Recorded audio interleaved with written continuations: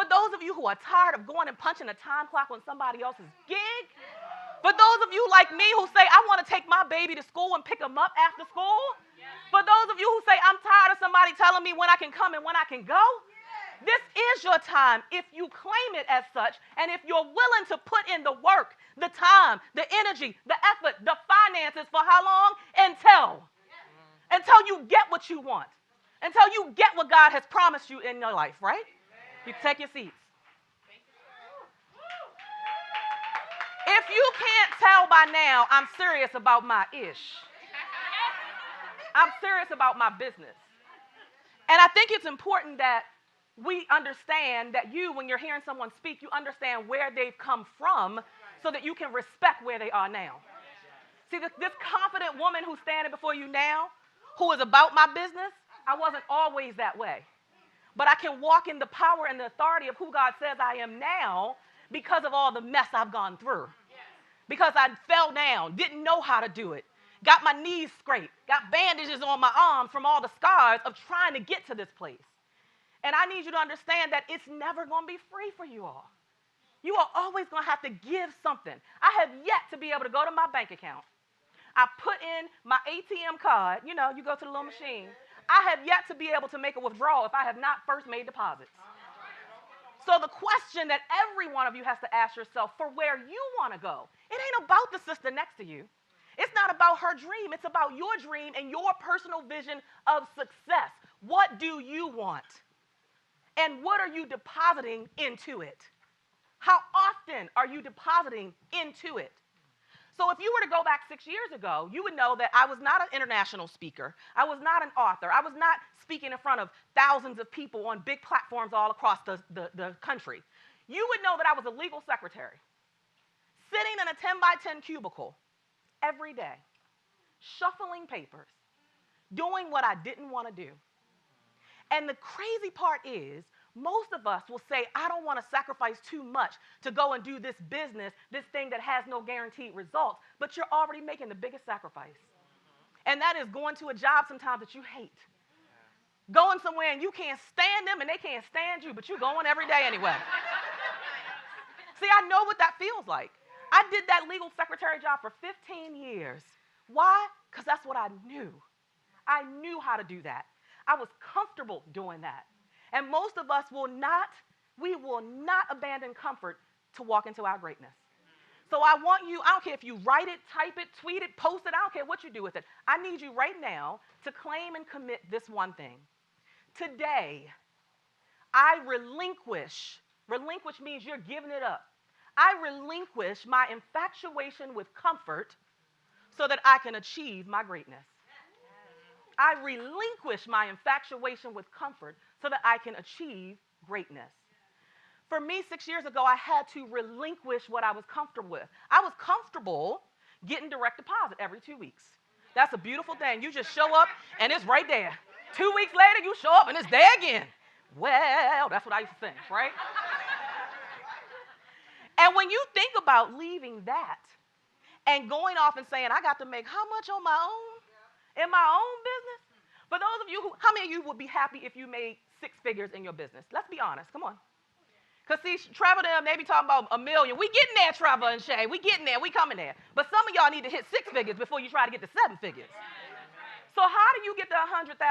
Well, first of all, and that's one of my points that you need to take away, you got to have some revenue projections.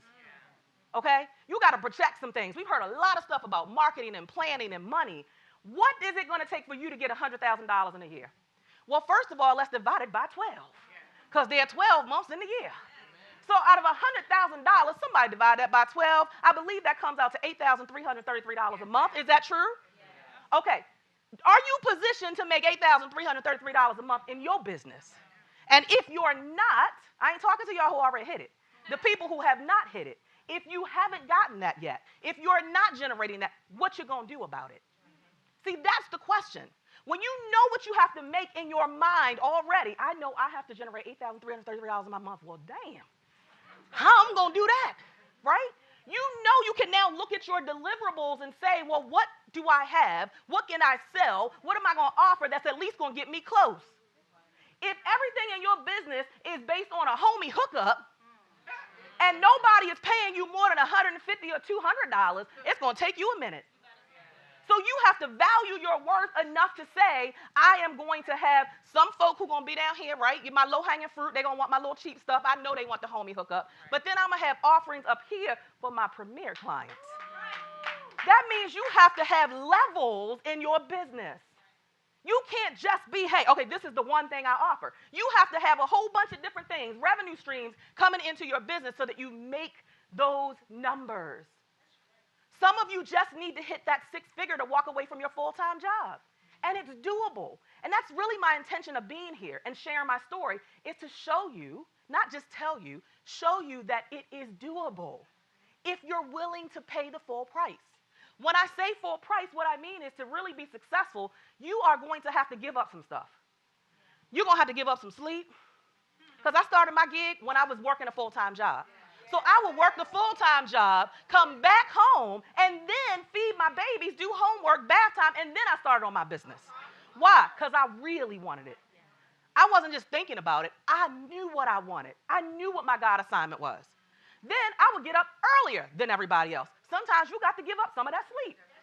Get up early so that, get what they say, the early bird catches the worm. Are you catching the worm? Or somebody else got it and you like, dang, that would have been, right? That would have been a real good gig. So you have to make sure that what are you giving up? Giving up some sleep. You get up earlier than most. You go to bed later than most, all right? Now, I'm not saying neglect yourself because Candace Camille will choke my neck. You have to still take care of yourself and get adequate rest, right? But what I'm saying is you're going to have to do some things that other people won't do. What else? Well, maybe you got to turn off the TV. Oh, Lord, she didn't. Oh, Lord. Y'all, she didn't cuss at us. She up here cursing. Maybe you're not going to be able to watch Scandal or what's some Empire. Oh, Lord, right? God forbid you have to miss a little bit of TV. God forbid you have to miss a little bit of TV to build your own empire. See, every time I think about, I'm going to watch a show, which most times you don't just watch that show, do you? You end up sitting on the couch. Now, 3 hours later, you're like, dang, I sure should get up off this couch, right? But the people you're watching already have their wealth. They're already building their empire, but you still thinking about it. While tomorrow morning, you got to go to your job, a job that you hate. So we got to start shifting our priorities and being willing to invest and give up some things. Sometimes you have to give up hanging with your girls. And sometimes they're going to think you just, you funny acting now. Or you think no, I don't think I'm nothing. You might think I'm. But I have to make choices. I have to make wise decisions if I know and I'm focused more on where I want to go than where I am right now. So are you willing to broaden your focus and focus more on where you're going than where you are today? If so, you've got to give up some stuff, some time, some sleep. Let's talk about some money. Hello. Some of y'all looking fly. You got red bottoms on. You carrying a Coach bag, but you will not invest in a coach who can help you to move to the next level in your business.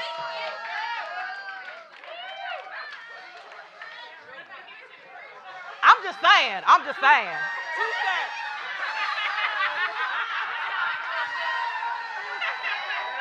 What they say?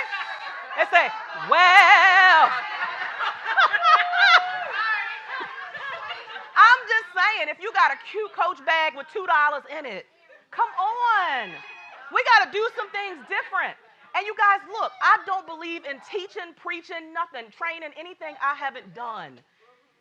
Anything I haven't been through. When I first started and I decided I really wanted to be a speaker, like this was what I wanted to master. This is what I felt like that was God's gift to me, that I owed it to myself to get out into the world and explore this thing.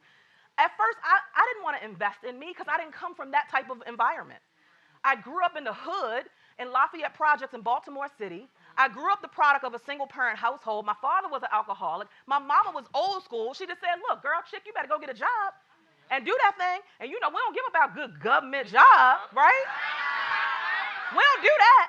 So that's what I knew. My mother worked and worked and worked and worked. She was one of the ladies who had like 200 sick leave days. And you looking at her rolling your eyes like, chick, I wish you'd take some time off. She was one of those women. Love you, mama. And so she didn't teach me how to get out and do what I love to do, what I was passionate about, how to place all bets on me. So we keep placing all the bets on an employer. somebody else that's going to pay us. And guess what? The job can be gone tomorrow. They can demote you tomorrow. They can say, oh, we having what's the thing in the government when they can't pay you? A furlough. The furlough. Oh, we're going to have a furlough, right? You cannot give away your power to live the life you want to live. And that's what I had to decide. I wanted to reclaim my power for the life I wanted to live. I didn't want to drop my babies off at 6 o'clock in the morning every morning at before care. And they're there all day until 6 o'clock in the evening at after care while I'm on some job that I hate. I can't stand them, they can't stand me. And then when I get to my kids, my babies, I have an 8-year-old, 9-year-old, and 11-year-old, they're getting the worst parts of me. I'm tired, I'm grouchy. I'm not coming saying, hey, baby, how was your day? I'm like, look here, let me tell you something. Y'all ever do that to y'all kids? Let me tell you something. Before we even get in the car, this how it's going to go down. Bath and bed. That's right. We going to get in this house. You going to do that homework. I'm going to cook dinner. Daddy going to give you a bath. And then you going to get your butt. Right? Like, that's what my kids were getting of me. These kids who for years I had been told by doctors I would never have children. Not one doctor. Not two. Not three. I'm talking about I got so many daggone referrals. I was like, oh, I'm going to get another opinion. I'm going to get another opinion. Because I wanted to have children. And for God to have a different plan. And now I'm not willing to take a risk on me. I'm not willing to put all bets on me so that I can be the best mom to these kids. So that I can show them what it means to live, not exist. Yes. Who was that fair to? It wasn't fair to them and it wasn't fair to me. But I had to take control. So let me give you these takeaways. She gave me the 10-minute sign. That's what happened. Sharon, you know how, Stacey, y'all know how when you first start speaking, you be like, when people call you, they be like, well, you're going to have 30 minutes? And you be like, what am I talking about for 30 minutes? And then you start speaking, and you be like, and they say 30 minutes, you be like, well, could you give me a couple more minutes? All right, number one, get your eyes off of everybody else. This is how you're going to succeed. This is how you're going to move forward. Get your eyes off of everybody else. I don't care what people post on Facebook. That's nothing but a snapshot of their whole journey. Everybody a superstar. Everybody doing every day, everywhere. Look, don't believe the hype because you don't know what's happening behind the scenes. Okay? There was a plenty of time when I posted on Facebook when I first started, and this is me being transparent, and I post on Facebook. You know how we do, right, the selfie? Hey, I'm out speaking. But what you didn't know was I was broke as a joke behind that picture. You didn't know that I didn't even have enough gas to hardly get to the speaking engagement where they weren't paying me, but I was trying to, I was trying to birth this dream. I was trying to push that thing out. But you didn't see that. All you saw was the smile like I had it all together. Get your eyes off of everybody else and stay focused on you. Number two, master your craft. I mean, don't dabble, dominate. No, you should stand out. I don't care if it's 300 other event planners. How do you stand out? How do you stand out? I don't care how many speakers are in a room. You are not going to forget me. I'm going to leave my mark on you. You are going to leave here talking about Cheryl Wood something. It might be good. It might be bad. But you're going to be saying my name. You got to do something. Use what you have to stand out. If you have a strong, powerful voice, use that. If you have the gift of, like, these beautiful decorations, use it. Whatever that thing is that separates you from everybody else, you got to break through the noise. Break through the noise so that people can really recognize you. Maya Angelou has a quote. She says, do the thing you love doing and do it so well people can't take their eyes off of you. That's what I'm talking about, mastering your craft and dominating in that space. Number three, show up great every time. You can't afford to show up one day talking about, I don't feel too good, so this is going to be half due. You know it'll come after that, right? No, you have to be great every time because you are only as good as your last performance. So people are going to remember that last thing. So if people, I don't care if it's 2 people in the room, I don't care if it's 20 people in the room or 2,000 people in the room, you are always going to get 150% from me. Yeah. Always. You always going to get this energy. I'm always going to be sweating. You always going to get my facial expressions, my gestures. You will always get that same thing from me because that's who I really am. And I want you to experience the authentic Cheryl. Make sense? Yeah. Show up great every time. Number 4, give a call to action that allows the people who work with you to really connect with you on a deeper level. So even as an event planner, there should never be a one and done. Oh, the client came and you served them once and that's it. No, there should be a life cycle. Trevor always talks about this, a life cycle of a client. What else do you offer them? What other call to actions do you give so you can keep them connected to you? And even if they personally can't use you, you want them as your ambassadors, where they're out referring you.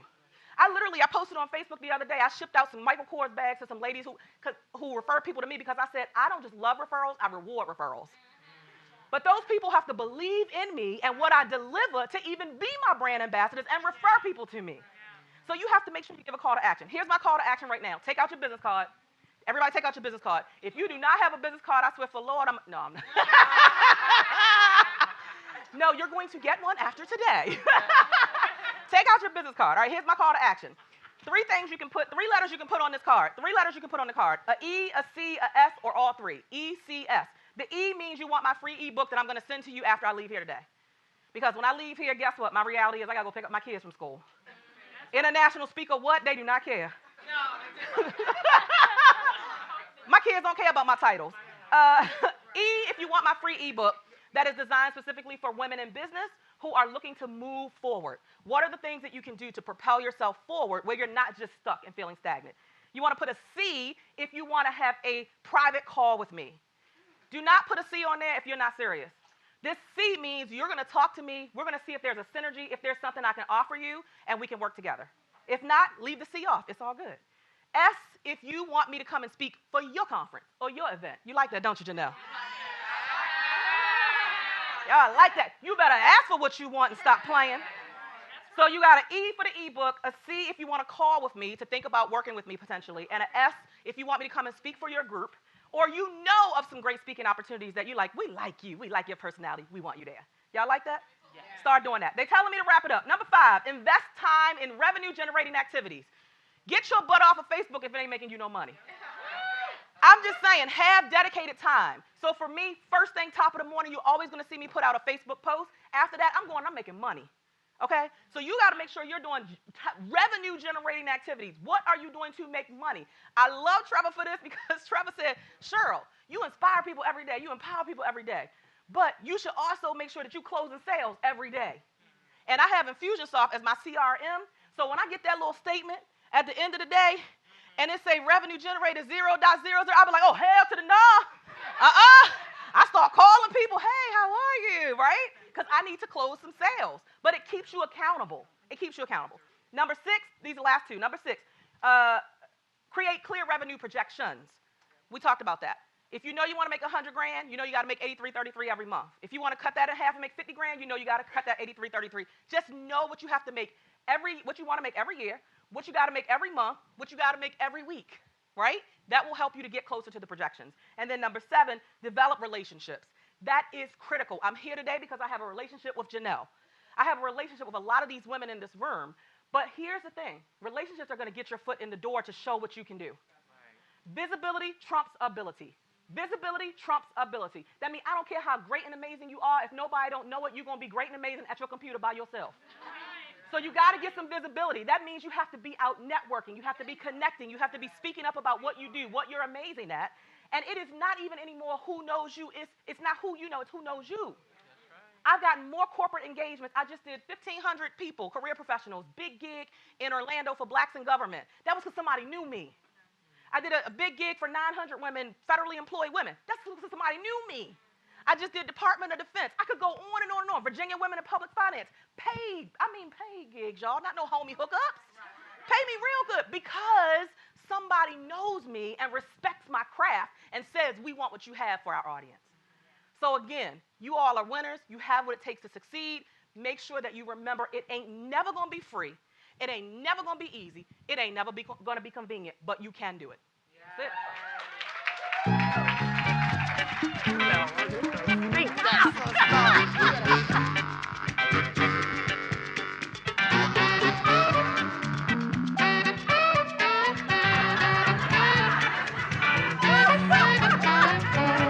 All right, y'all give Cheryl another round of applause.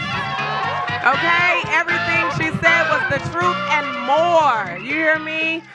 I love one thing about this woman right here is that she's going to keep it 150% real at all.